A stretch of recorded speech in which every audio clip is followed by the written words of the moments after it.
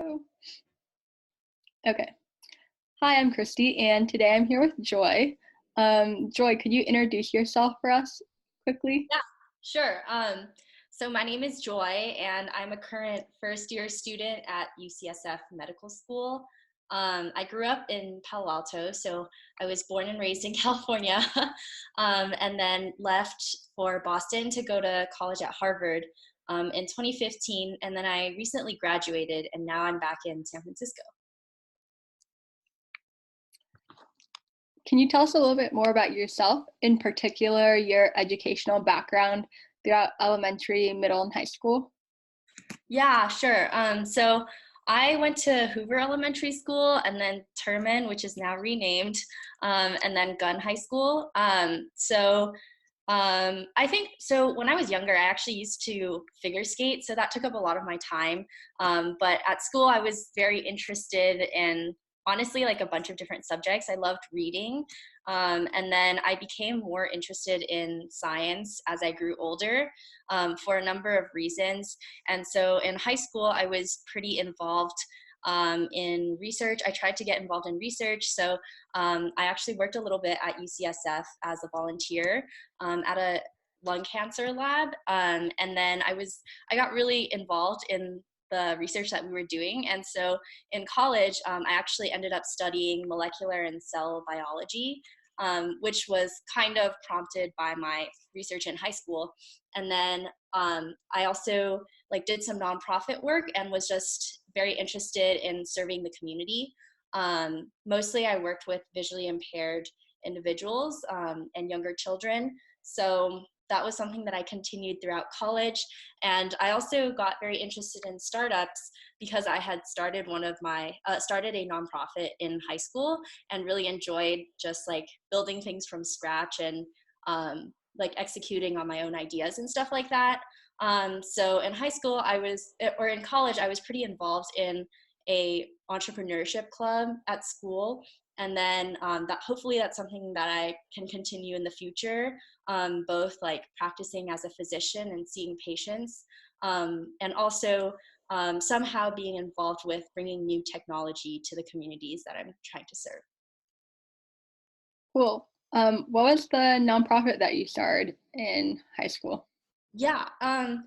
So the name of it is New Visions of Tomorrow, and I just use NVOT for short. And basically, we try to empower visually impaired youth by teaching them everyday skills that they might use. Like we hosted, for example, some audio like movie sessions. So when you go to a movie theater, usually like people look at the screen and they can hear the audio and effects that are going on, but there are actually narrated versions of these movies that are provided as a service for people who might have visual impairments. And so they can get a headset for free and enjoy the movie with like more descriptions of what's going on the screen. So that's just like an example of events that we would put on. And then we would like in the same event also have the people participating take like public transportation to a certain movie theater, and we would kind of like have high school volunteers who are of a similar age to the clients that we're serving also use public transportation and just like socialize, and everyone would have a really good time. And basically like through various types of events like these, for example, we also did like science camps that are more hands-on, and also tried to pair younger children with guide dogs, or at least like expose them to things like this. And we also partnered with a local nonprofit called Vista Center for the Blind, which was based in Palo Alto. So we just did a number of activities that tried to provide experiences that it would be hard to come by in a classroom or in a like specialized learning setting, and just empower visually impaired kids to feel like they can live their lives to the fullest. Wow. Um, that's very, very impactful. I hope so. So what are you currently now doing at UCSF? Yeah, so we actually just started school about like 5 weeks ago. So the first week was mostly orientation. Our orientation is called Differences Matter Orientation.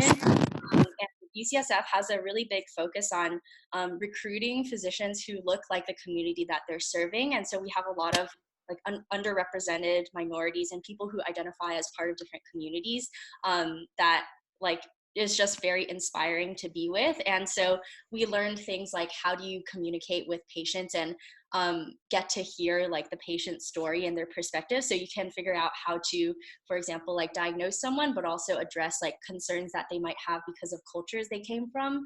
And so the first week was really mostly just orientation, and then we also finished our first unit, which was it was called ground school. So we did a lot of gross anatomy, which means that we observe cadavers from donated bodies, who were very kind to like dedicate themselves to medical education. And we basically like learned the musculoskeletal system, like nerves, blood vessels, the spine, and like all sorts of different things throughout the body. And then also started classes in learning about how like disease processes happen, and the beginnings of like drugs that can try to treat them. So like as an example, we learned different methods that we could use to reverse poisoning if someone overdoses on nicotine. So like, for example, younger children, like 2-year-olds or 3-year-olds who live in households with parents who are trying to, for example, like stop smoking, and those parents like buy nicotine patches that you can kind of like attach like topically onto your skin. Those children don't really like know what nicotine patches are, and sometimes like they'll just like play with them and eat them, but that can actually like cause nicotine poisoning. And it has a number of serious symptoms, and it can even cause someone to stop breathing. So we just learned different ways to like treat that situation and how you would recognize it. So that's just like kind of one example of what we were working on these past few weeks. And then moving forward, we're gonna start learning about the heart and the lungs. So that's exciting. That sounds very exciting. So have you decided what particular area you will be focusing on, or is that something you won't have to decide for a couple of years? So yeah, that's not something that I have to decide right now, but usually we choose at the end of our 3rd year, which is when we apply for residency, which is our more specialized training. So right now, I think most people are just trying to like explore different specialties and see what is most interesting to us as we're going through classes. So how did you decide going from molecular biology in Harvard to like become a doctor? Because I assume there are like lots of different options going from the undergraduate major to different areas. Yeah, I think I was always like very interested in medicine, because I think it's very like emotionally fulfilling to be able to serve patients and like address concerns that they have as they come into the clinic. So actually, like when I used to be a competitive figure skater, and in high school I had a really bad injury where a pairs team like collided into me as we were practicing and training, and so as a result, like my leg was sliced open, and I spent like a couple months to recover from this injury. And I think I really like appreciated how much just how important like support systems are, and how like your parents can like spend a lot of time helping you to recover, and how much you like depend on the medical system to like get you back to being a functional being. And so I think like for me emotionally, so I just didn't think that like anything would compare emotionally for me. And then because I was also interested academically in research and science, I think being a doctor has like you can incorporate a lot of different ways to try to advance like treatment methods for like people in general. Because I think aside from being a physician, I really just like would have considered maybe working at a biotech startup, or somehow working in health policy, which I think are all like related to medicine. And I think those are things that you can still do as a physician. Cool. What do you think helped you get into Harvard and now UCSF? I don't know. That's a very hard question. I think, I mean, I don't think I really know, but what like I guess advice that might help is like I think I always had something that I cared a lot about and was passionate about, and I tried to do something about it. So like, for example, starting a nonprofit that actually I got the idea because I was volunteering at Vista Center for the Blind when I was younger, and I learned how to read Braille and just gradually started getting more involved in the community. And then like with skating and with research, those were just things that I thought I was interested in, and I was like, you know, like, why not try to do these things myself? And so I think just taking advantage of the opportunities that you have, and also understanding and taking the time to reflect, like, why does this matter to me and why do I like spend time to do these things? I think that gives you like purpose in what you're doing, and it motivates you to keep going further, because I really believe that like if you know enjoy doing something, then you can like get really good at it. And if you don't enjoy whatever you're doing, then you can't really get good at it, because you just have to like have that initiative and be able to like put in time into what you're doing. Cool.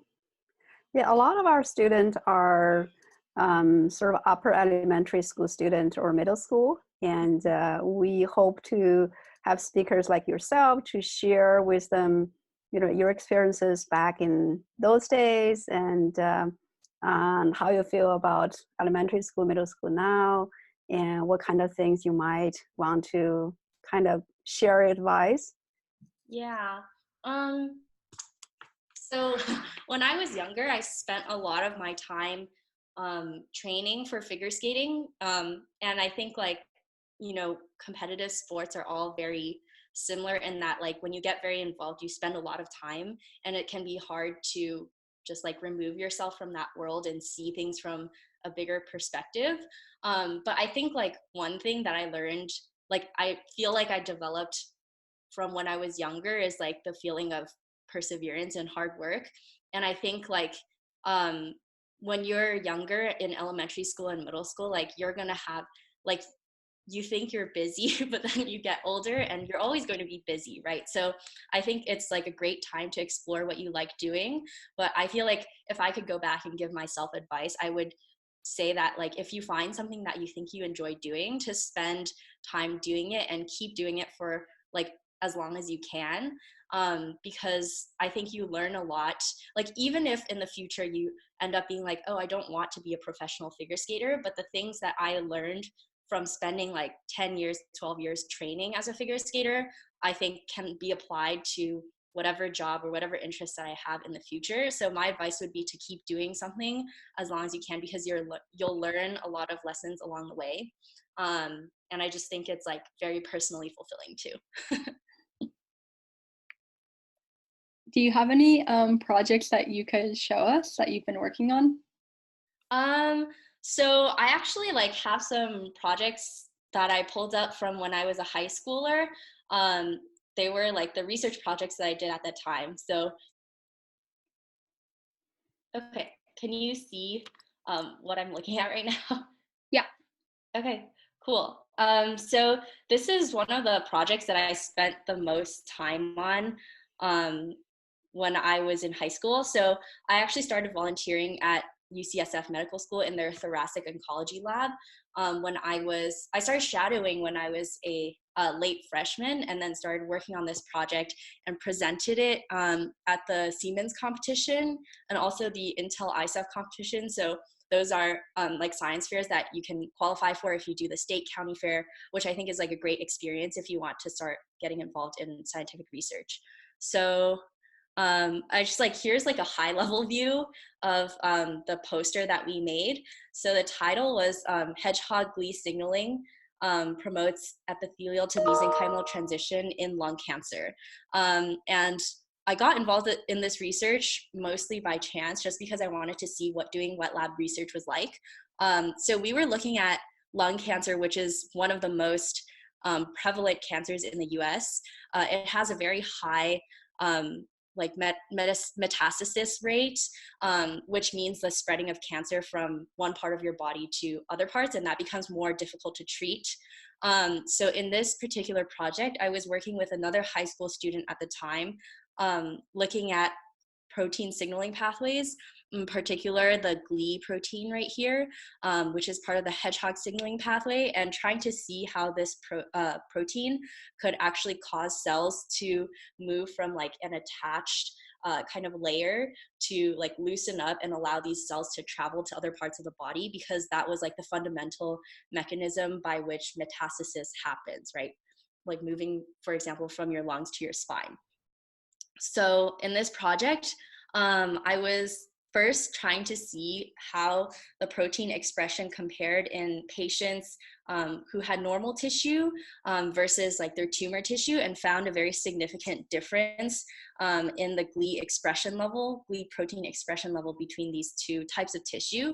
And then afterwards, also found like using sections of patient tumors that had been frozen after they were surgically removed, we found that GLI protein was correlated with E-cadherin expression. And E-cadherin is another protein marker that kind of acts as a glue between two cells. So side by side, like the E-cadherin expression on these cells would allow them to like kind of adhere together and prevent the movement of these cells into the bloodstream. And so we found the correlation that high GLI expression was associated with less of this like E-cadherin glue, and basically like used a number of drug studies that had been targeting GLI in our lab to show that you can actually like the extent of metastasis was associated with this E-cadherin expression.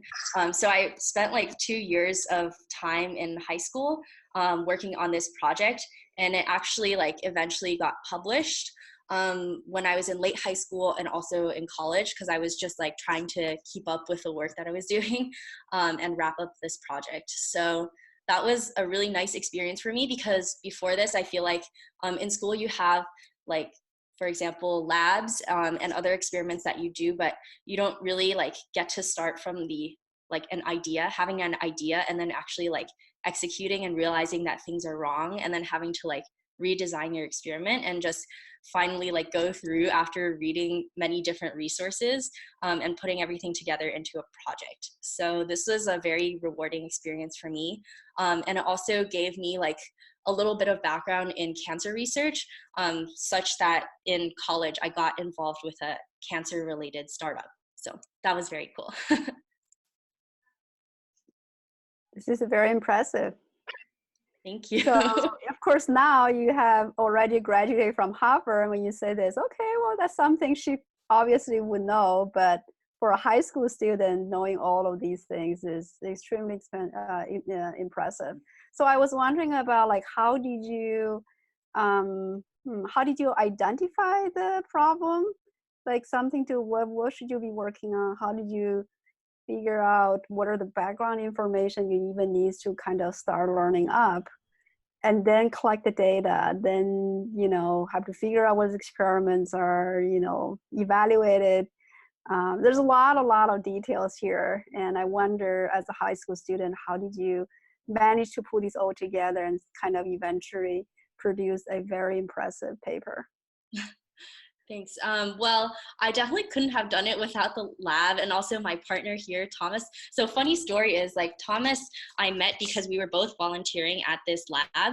And then he went to Leland High School, which is also in the Bay Area, but pretty far from Gunn. So we really only knew each other because we were at this lab doing research. And then we went to different colleges. So I went to Harvard and he went to Columbia, and then he did a gap year. And then we both separately applied to medical school, and now we're both classmates at UCSF. So we're in the same year now. So you never know who your classmates might be. But yeah, so I thought that was really cool. But yeah, I got started in this mostly just because I tried to like contact different professors that I had like either had a connection with or just like seemed interested in their research. And I think like it always helps if you like ask your parents or ask your friends' parents if they like might know people who are doing this kind of research, because I think like we're lucky in the Bay Area to be in a very like academically focused setting. And I think even if you come from an area where that's not the case, like you can always do some Googling and see like what universities nearby are doing research that you might be interested in. And I think like for your first project, you don't have to be too attached to the topic that you're doing. Of course, it's great if you're interested in the topic, but I think it's very important to have a good mentor and a good teacher, because they can like teach you how to ask the right questions and like show you the experiments and things that you like need to learn as skills. So I actually spent the first few months at this lab just kind of like following other people in the lab who were performing these kinds of experiments, so that I was more familiar with like what are the types of tools that we can use to study disease. And then after that, I actually, like, this project was something that the lab together was like interested in working on. So the reason we were able to present this is because we spent so much time, like, eventually, we spent 2 years like doing this research, and we were very invested. So I think like really it just comes from spending time doing what you do, and then you will eventually like learn the things that you need to apply. Very cool. So what do you think is important for every student to know?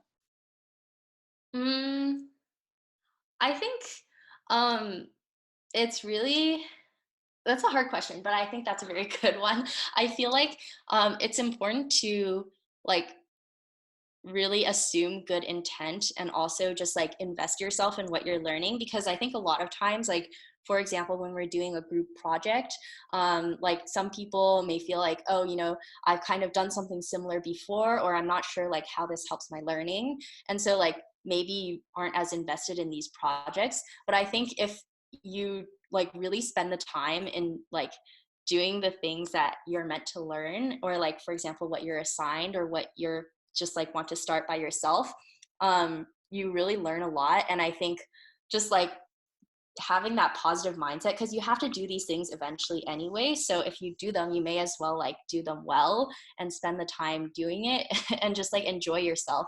So I think like this applies to not just like group projects, but even like places you might be volunteering at or interning at. I think it's just like a mindset that like just be positive, and like things will eventually work out, and like make the most of the situation that you're currently in. Um, so some students and maybe some parents want this for their students, but they want to one day go to medical school and become a doctor, which is what you're on the path to doing. What advice would you give for them to reach that end goal? Mm. I think I was very lucky to have parents who were supportive. Always helps to, like, I guess, to parents, support the interests of what your child is like, what they're interested in. But also I was lucky because I was never really like forced to do any of these things. It was just like the most was like, oh, like, have you ever considered doing research, or like kind of nudging me in the right direction. And I think I always like, whenever, if my parents like had advice to give, because they've lived like longer than I have, so they obviously know things through their life experience that I don't know yet.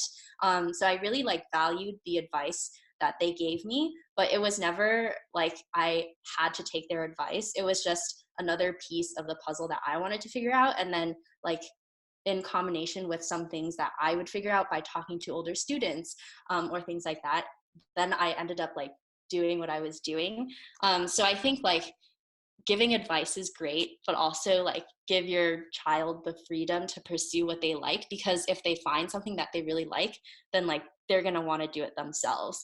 And then I guess for people who are interested in medicine, I think the best way is to just talk to people that you admire and you think you want to be in the future, because I think having role models, it's really important, because you can't see, or you can't be what you can't see, right? So talking to people who have lived experiences before is very helpful. And I think like on the practical side, just try to do well in school, and just like take initiative. I think especially when we're younger, it's kind of hard to like put yourself in an uncomfortable position, such as like forming a nonprofit. Like when I'm 15 or 14 which was when I started the nonprofit.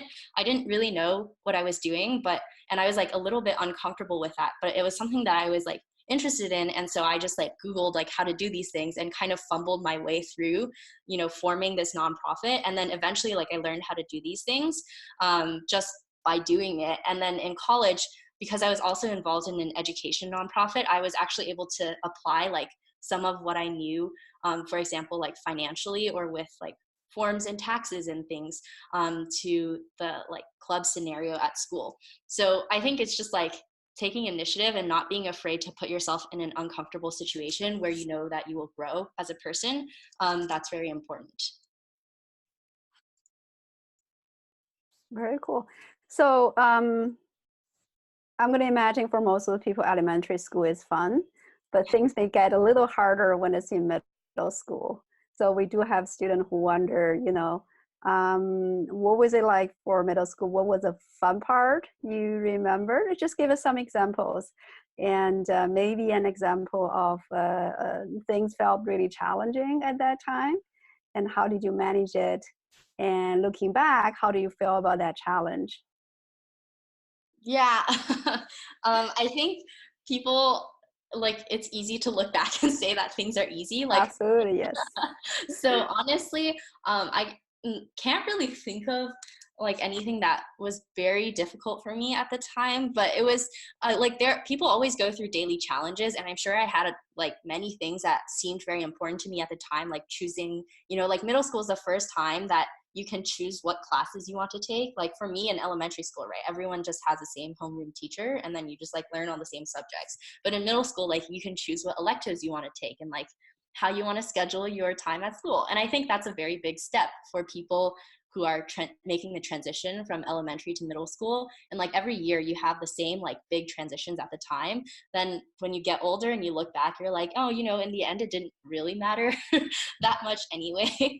But yeah, I think like I think those were very good memories for me, because like part of growing and like learning is going through that process. So I would just say like find friends that can support you, and don't be afraid to talk to other students who are like a year or two older than you, who have recently gone through the same process and maybe can give you support or advice. And talking to adults also doesn't have to be scary. Like I talk to my teachers more, and they like are there because they want to help you and like help you learn. So just like don't be afraid to do that.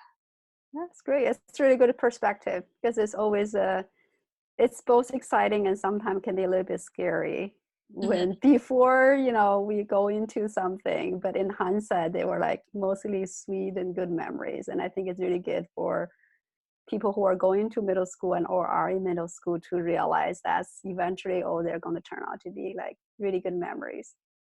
Yeah, I would totally agree with that. So I have a couple speed questions now.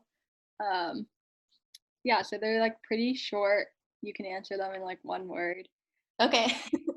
They're fun. They're supposed to be fun at least. Okay. So, what is your favorite book? Favorite book? It's hard. Either Harry Potter, I liked The Goblet of Fire, or I really liked reading Flowers for Algernon, which is a really sad book. Skittles or Dum Dums? Skittles, sour Skittles. Favorite ice cream flavor? Butter pecan. If you could meet anyone, who would it be? Michelle Kwan. Favorite animal? Cats.